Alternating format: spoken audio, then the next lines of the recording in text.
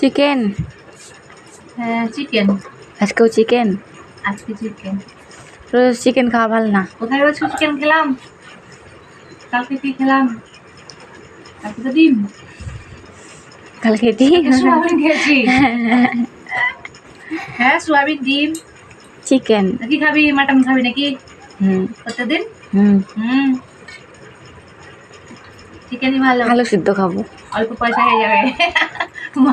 মাটনে মেলা পয়সা লাগবে। আলু সিদ্ধ ভাত খাবো। আলু সিদ্ধ ভাত? তুই খা আলু সিদ্ধ ভাত। আলু সিদ্ধ ভাত খাবো রে না? ঘি দিয়ে আলু সিদ্ধ ভাত। ও বললে সেই স্বাদ। সেই স্বাদ। এটা চিকেন, এটা কচকচি। হ্যাঁ এটা আমি খাই না। কি খাবি তাহলে? সারাসি? আমি সারাসি খাই। জানাও তো। সারাসি কো সারাসি নাই তোর। কি খাবি? জানো তো আমি সারাসি খাই।